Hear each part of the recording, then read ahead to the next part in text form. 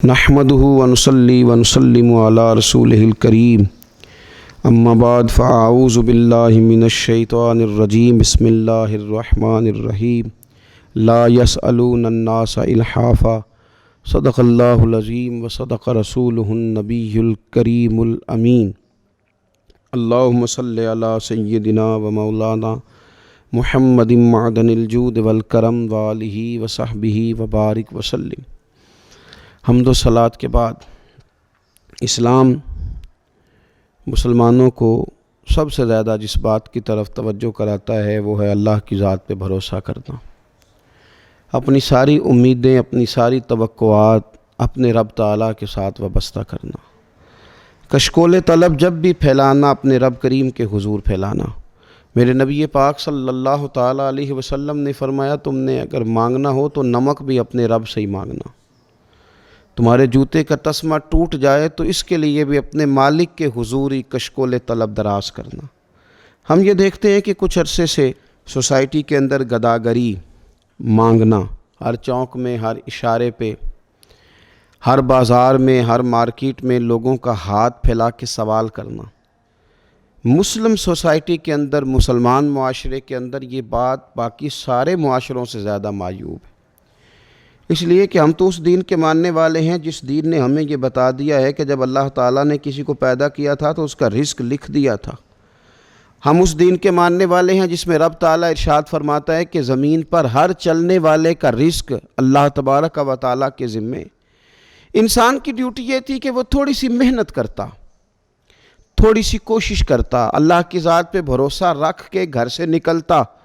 اور سرور کائنات صلی اللہ تعالیٰ علیہ وسلم نے فرمایا، تم اللہ پہ بھروسہ کر کے گھر سے نکلو، رب تمہیں اسی طرح رزق عطا فرمائے گا جس طرح پرندوں کو عطا فرماتا ہے کہ وہ صبح بھوکے نکلتے ہیں، شام کو لوٹتے ہیں تو اللہ انہیں پیٹ بھر کے روزی عطا کرتا ہے۔ گداگری کرنا، مانگنا، کشکول طلب پھیرانا۔ اصحاب صفہ جو مسجد نبوی شریف میں رہ کر تعلیم حاصل کرنے والے لوگ تھے، ان کا ظاہری طور پر کوئی کاروبار نہیں تھا، انہوں نے اپنے آپ کو وقف کر لیا تھا دین کی تعلیم کے لیے۔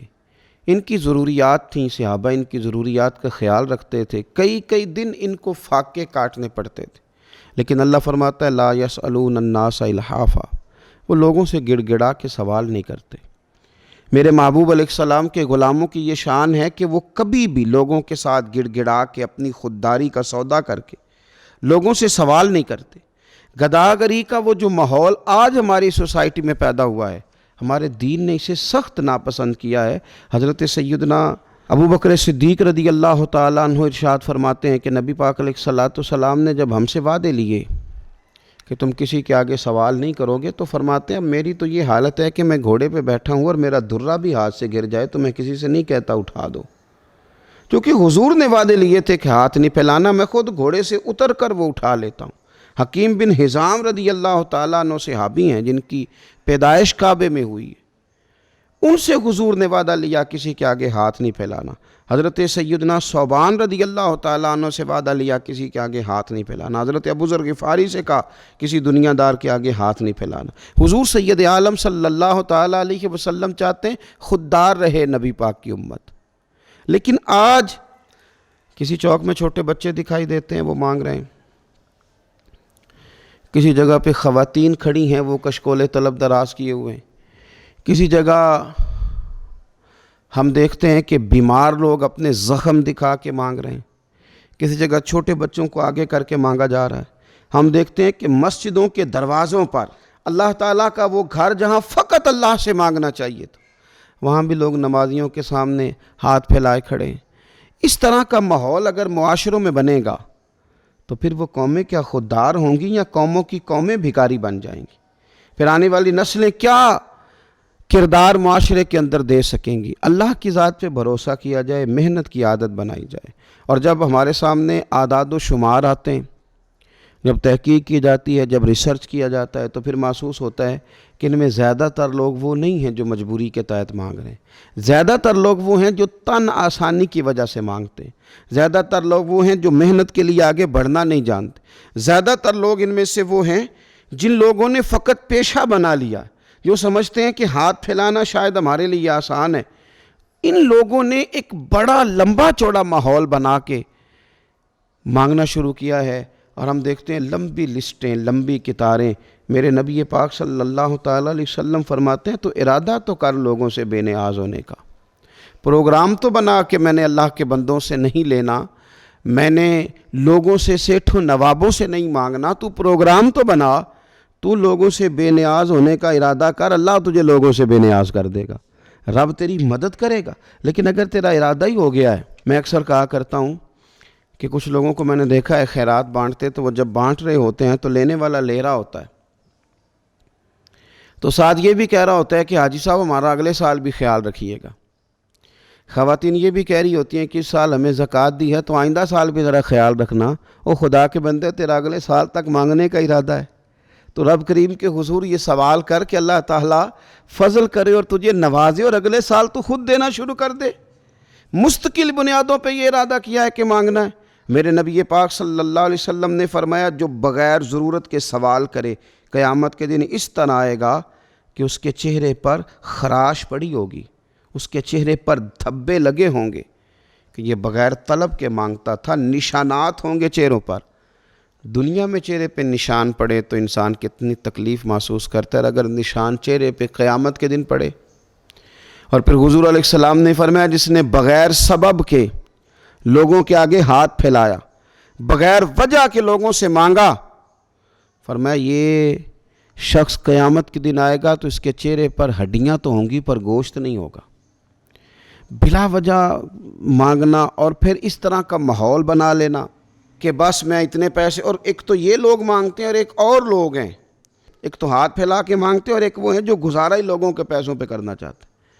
وہ چاہتے ہیں کہ آج فلاں آدمی سے تحفہ وصول کر لوں، فلاں آدمی سے فلاں چیز لے لوں، فلاں کا پیسہ فلاں جگہ استعمال کر لوں۔ وہ بھی ایک ماحول ہے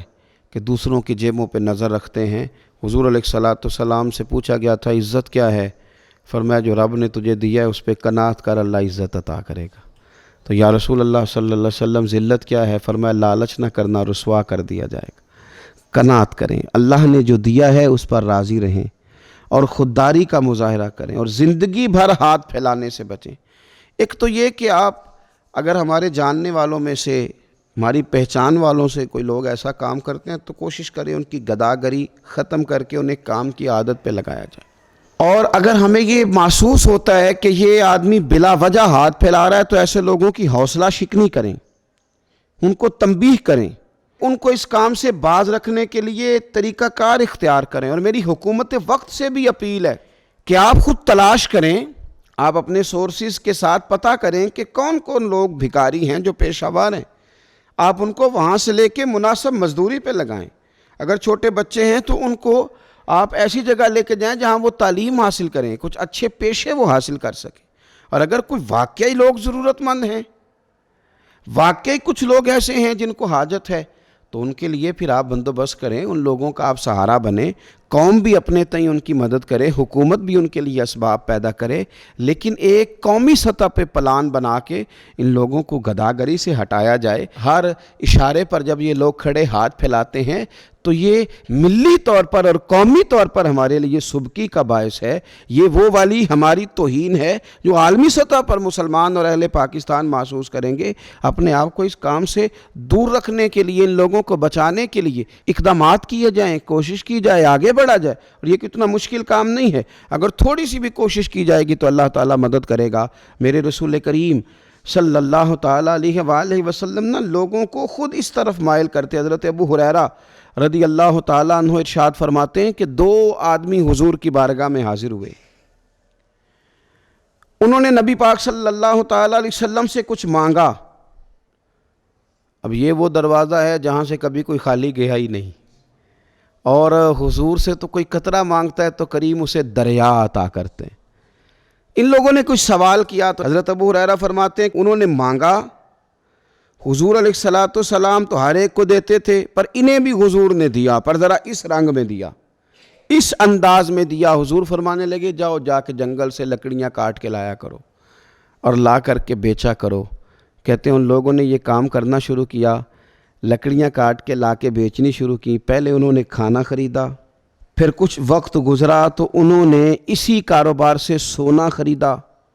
پھر کچھ آگے وقت بڑھا تو انہوں نے سواری کے لیے گدھے اور جانور خریدے، اور کہتے ہیں وہ بار بار لوگوں سے کہتے تھے کہ دیکھو اللہ تعالیٰ نے نا رسول پاک کے حکم میں ہمارے لیے کتنی برکت پیدا کر دی ہے۔ حضور نے ہمیں حکم دیا تھا کہ جاؤ لکڑیاں کاٹ کے بیچو، تو ہم نے یہ کام شروع کیا، تو آج یہ کیفیت ہے کہ گھر میں کھانا بھی ہے، کپڑے بھی ہے، سونا بھی ہے، چاندی بھی ہے، سواریاں بھی ہیں۔ یعنی اس زمانے میں تو گدھا گھوڑا اونٹ سواری ہوتی تھی، تو سمجھ لیں اس کا معنی یہ ہے کہ کار بھی ہے میرے پاس موٹر سائیکل بھی ہے، میرے پاس سواری کا اسباب بھی ہے۔ محنت کی عادت بنائیں۔ گردن کو جھکا دیتا ہے خیرات کا پتھر، جہاں میں مانگنے والوں کے سر کبھی اونچے نہیں ہوتے۔ اور اقبال فرماتے ہیں کہ غیرت ہے بڑی چیز جہانے تگ و دو میں، پہناتی ہے یہ فخر کو تاج سردارا۔ اللہ تبارک و تعالی ہماری نسل کے نوجوانوں کو محنت کی عادت عطا فرمائے۔ آخر دعوانا ان الحمدللہ رب العالمین۔